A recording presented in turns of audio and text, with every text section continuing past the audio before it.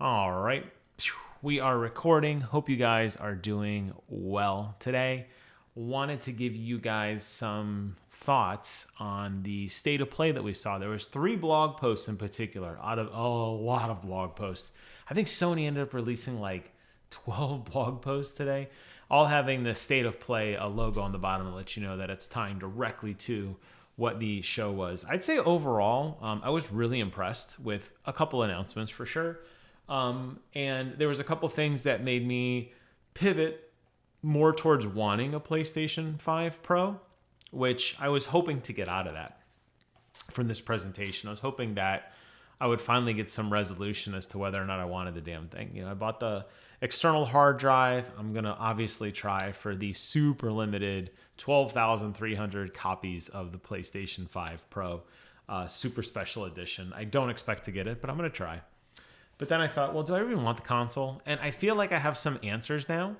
And I wanted to talk about that and talk about a couple of the announcements that really, really spoke to me. So obviously the first one, the big finale, The Ghost of YOTEI, which is going to be a sequel, very loosely, to Ghost of Tsushima.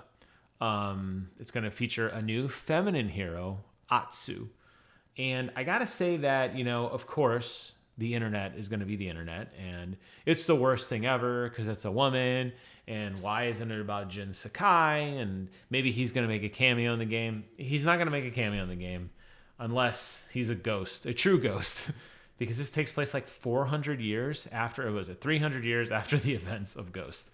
What I got from the trailer was a very savage, rough woman who wears a crazy looking mask and befriends a wolf, which I hope leads into some amazingly cool combat. I really, really like the character models here. I love the visuals, some striking visuals, lots of really cool light and dark effects here, a lot of silhouettes on play. I love that she's got the kind of the traditional samurai hat, which is the front part of the mask. You know, here wiping her sword off on her sleeve, not caring that it's leaving a mark behind. Just like oozes badassery. The way I played the original Ghost, by the way, I never did any of the stealth. I never did any of the crafting or any of that. I just walked right into a town and I challenged everybody all at once. Like, I just basically walked in. I was like, here I am, fight me. And I did that like duel where, man, my hair is bothering me tonight. There we go. I did that duel where like you would fight a guy and you could like slash and kill him, and then you could start chaining it, and then you'd have like your devil meter or whatever. And I would just go ham on everybody. And I just never, I feel like this game just speaks to that play style so much more than the original one did. Not to say I didn't like the crafting and the stealth if you wanted it. I never used it. I just wanted to walk in, basically kick open the door and be a badass. And I feel like this game resonates a lot with that mentality. I hope it's true. And if not, I don't care. There's the wolf. I don't care if it's true or not. I'm super excited. Day one for me. If there's a collector edition, day one collector edition for me. I cannot wait to get my hands on this game. I don't remember if it's in this blog post or not, but they mentioned somewhere that this is the first of a long series that no, it's not in here. It's the first of a long series of stuff. They want to actually do an animated movie amongst other media things. So I'm thinking comic book, right? I love that idea, by the way. I love when they can take something and expand it. I talk a lot on this channel about Halo and the what they call their trans media universe, which transcends across multiple spectrums of media, podcasts and books and comic books and short stories. I love that. I want to see more of that, and I think that Ghost could be the franchise to do that. So I'm really, really, really excited. Going back to just some of the other general announcements of State of Play that really like caught me off guard. I think a lot of people knew they were going to do a remaster. The Lego game looks significantly more lighthearted than I thought it would be, and I'm okay with that. I mean, it is Lego. I wouldn't expect it to be heavy. I mean, the fact that you're building like goofy Lego things like the roller coaster and stuff just speaks to some of the goofy side of this, which is fine. I think Lego games have a beautiful charm to them. And I think that this game could be done really, really well. I'm excited to see where it goes. They talk a lot about the PlayStation 5 Pro, which I'm going to save for a few moments here. It talked about the monthly games that are coming out and some of the new titles that are coming to the PlayStation collection, which sounds cool. We got an Alan Wake DLC. I still haven't played Alan Wake 2, which I was really, really intrigued by. We got an extended look at Dragon Age The Veilguard, which I don't know. I mean, I'm excited for Dragon Age. I'm like day one for sure, but there's so many other outlets that have showed Dragon Age now that it kind of feels like they were late to the party, even though they probably produced this video like 4 or 5 months ago, right, Beckett? Even though they produced this video like 4 or 5 months ago, the fact, or maybe not that long, 4 or 5 weeks ago, right? It's been brewing for a while for sure. But like they kind of missed the mark. Like everybody's talking about extended playthrough of Dragon Age. We're starting to see more footage, stock footage, first impressions, and then Sony's like, okay, we're gonna dedicate like 5 minutes of our show to that. And I was like, oh man. The other thing that I actually thought looked really, really cool, Fear the Spotlight looks cool. I thought that was an interesting concept. And I like horror games. I'll just say that. I like games that have a kind of creepy vibe to them. I think this is one of the Blumhouse games that Blumhouse announced like a year or two ago that Blumhouse was going to be doing a production studio, and they had all these games were in the works. This will be the next one from them. So I'm curious to see. I think it could be interesting. You got a Fortnite controller, which is very busy. Very busy. Maybe a little too busy for me. I know people like the extended... I know Fortnite is huge, right? And I know that a lot of these little emojis and a lot of these little characters mean something to like avid Fortnite players, of which I am not that. But I mean, I think it's true to the, like where we drop in and the logo. The logo is the one thing that threw me off. The way that it's written there at the top of the screen right now, that's how I remember the Fortnite logo. So I don't know where we got into this like graffiti logo. Maybe that's a common thing. I don't know. I don't really play Fortnite, but I was like, okay, that was kind of interesting. Hell Is Us sounds interesting. I kind of got the impression that might be a budget game that's trying. I don't know why I feel that, but I just felt like that might be a budget game that's trying. I guess we'll wait and see. And then the other game I wanted to mention, scrolling through the announcements, of course, the one that I was most excited for, arguably more excited than Ghost, is we now have a release date for Monster Hunter Wilds. I love Monster Hunter. If you go look at my channel content, you will see the sheer amount of Monster Hunter talk that I had. So all in all, I thought it was an okay state of play. There was some stuff in there I think that resonated with probably other people a little more than me. But, I don't think... this wasn't on my radar. I kind of assumed Sony did their kind of half-assed E3 announcement. The fact that we got another 30 minutes of announcements 3 months later, that's pretty cool. I'm not going to complain about that. But the part that really resonated with me, and they briefly mentioned it, like in the last minute when Mark Cerny came out, right? They talked a little bit more about what the PlayStation 5 Pro capabilities were. That really intrigued me significantly. Because they basically, in this PlayStation blog, they talk to a bunch of different developers. And the developers basically tell them, what they're doing, what PlayStation 5 Pro is doing to their game. And this is where I was like, to me, they should have focused on this more in their original announcement. And I think we all can collectively look back on that and say, probably wasn't the best announcement the way that the PlayStation 5 Pro was kind of unveiled. It lacked a lot of substance. It was a lot of weird screenshots that were not in 4K, 60 frames a second. They were down-resed. They were zooming in on things that you would never even have noticed, and they're showing something that was really pixely versus not pixely, and it just didn't really seem to resonate well. So this part of the blog really, really intrigued me. And some of them actually get into the weeds a little bit more, which is really, really good. So, for example, Guerrilla Games mentions that they're happy to share that Horizon Zero Dawn comes with native support for the PlayStation 5 Pro. This includes a range of graphical features that have been implemented to make use of the PlayStation 5 Pro while delivering ultra-high fidelity at blazing fast frame rates.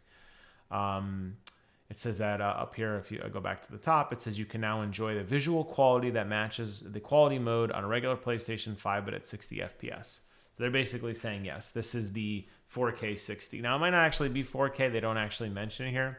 And the one thing that I was a little frustrated by, it's clear they went to each of these studios and asked them for a blurb. Some studios were much more verbose and technical than others, which I appreciated. And some were just like, yeah, it's the coolest thing we've ever seen. Like, didn't really give me any substance. But the ones that did really intrigued me. Here's a perfect example, Naughty Dog. Naughty Dog's proud to offer PlayStation 5 Pro updates for both The Last of Us Part 1 and The Last of Us Part 2 Remastered. Each game will offer PS5 Pro specific enhanced rendering mode, rendering at 1440p, then upscaled to 4K, which will maintain a 60 FPS. So they're saying that they can get a 1440p upscaled 4K, so 4K 60 essentially, which I was really, really happy to see. Right, Beckett? Don't move because I already got the camera focused on you. All right, this dog moves so much. He might be leaving me soon, by the way. His daddy's coming home soon. His real daddy. I'm his like surrogate daddy, but he's been a real treat. The one that got me most excited was Insomniac Games talking about Spider-Man 2, which I bought the collector edition. I still haven't played the game. And here they say, we're players of Marvel's Spider-Man Remastered, Marvel Spider-Man, Miles Morales, Ratchet and Clank Rift Apart, all those games which I did play, and Marvel Spider-Man 2, which I've not yet played, will find a new default Performance Pro mode, which marries the crisp 4K resolution and ray tracing features of Fidelity Mode with 60 FPS Performance Mode. So now you're going to get 4K 60. I am really, really excited for that. Not to say that the other Spider-Man games are not optimized well, but for somebody who hasn't played this game yet, this is going to be the best way to play it. And I'm kind of glad I waited. I knew that Insomniac always does this kind of where they like release a game and then they like bump it a few times. And I did intentionally sandbag playing Spider-Man and Spider-Man Miles Morales for this exact reason, because they are pretty quick about updating stuff. So you're going to get like a better experience if you wait. I won't be playing the games twice, so I don't need to play it and then wait and go back and play it again. So I don't mind waiting. But it seems like the time might be now, which is like, okay, like I'm tipping the needle towards PlayStation 5 Pro because I'm going to get a better experience on a game I haven't played yet. I'm like, okay, that could be really, really cool. Avalanche Software talks about Hogwarts Legacy Pro. These guys are the most vague, which was frustrating because they just didn't really give a lot of like meat. They did say that it would have increased performance capabilities. They would use PSSR and new ray tracing features. We've seen the ray tracing features in the official Sony burner reels. There's a scene where you're like walking into the school and you can see on the floor where like ray tracing looks better and it's higher quality than in some other images. It's not really the best representation of what to expect. Most people wouldn't notice the reflection quality unless you're an uber nerd like me. But this was like such a vague answer. Players will be able to experience crisper, that's not like tangible. Like what does crisper mean? Like is it double the frame rate? We don't know. Richer, higher resolution graphics. Like again, all just generic fluff. That doesn't mean anything to me. Capcom says that Dragon's Dogma 2, which I haven't played yet, will use PlayStation 5 Pro and PSSR and ray tracing technology to allow for improved frame rates. If I recall correctly, Dragon's Dogma 2 did not have the best frame rates. Oh my God, Beckett cam. Hold on. We're going to have to move the Beckett cam. We'll be right back. Hold that thought. All right, buddy. We got to get you on camera. Everybody's got to see your reaction to all this. There we go. Is that good? That'll work. Okay. Nope, too low. Hold on. We got to move you up. Hold on. Let me move you up. There we go. Okay. Yeah, I could be wrong, but I feel like Dragon Dogma 2 did not have the best frame experience, so that could be good. I'd have to do a little more research on that to find out. But again, kind of vague. No mention of Monster Hunter, by the way. Boy, if they had mentioned anything about Monster Hunter here, I think this thing would sell out even faster. But the one that got me really excited from Capcom, Resident Evil Village will add a 120 FPS gameplay mode. Day one replay. Absolutely day one replay. To provide the best experience on a PlayStation 5 Pro. Additionally, Resident Evil 4 is... Are you moving again? Okay, Jesus. Resident Evil 4 is also going to be getting some increase on the PlayStation 5 Pro. The game will run at an even higher frame rate. making the action more intense. It's kind of vague.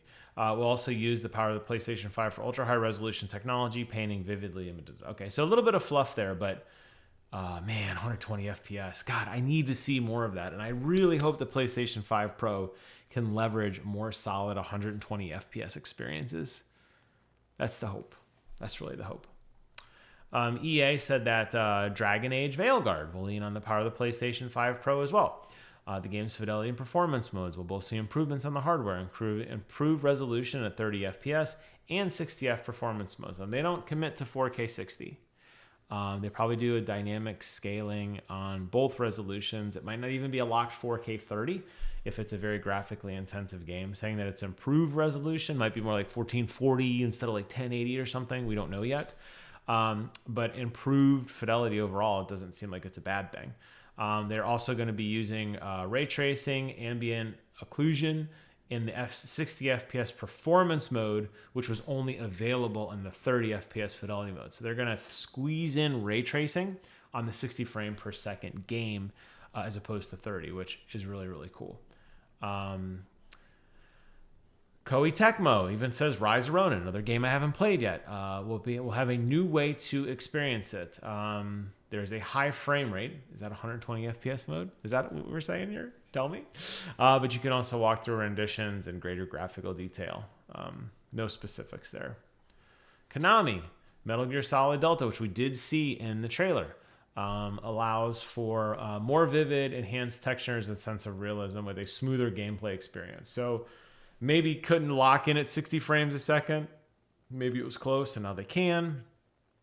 Maybe again we go from like 1080p to like 1440p or something like that. Nexon Games and the first Descendant, they're actually doing stuff as well with enhanced ray tracing architecture. Achieve more life and natural lighting and shadow effects. They're probably including some ray tracing into their experience as well. And Remedy Games, Alan Wake 2, obviously haven't played Alan Wake 2.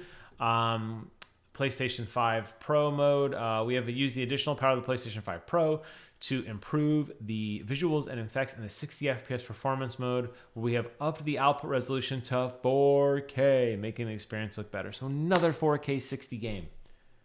Shift up. PlayStation 5 Pro players will be able to enjoy Stellar Blade at 4K 50 FPS. Not quite 60, but better than probably 4K 30.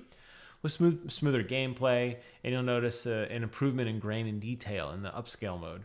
Plus, they've added a high frame rate mode, which is supported, allowing you to enjoy a fluid experience at 80 FPS. Again, not quite meeting the mark, but very few games can lock in at 120. But hey, it's a start, and I like that. And I like seeing these kind of numbers, and just be honest with me. If you can't reach it, that's fine.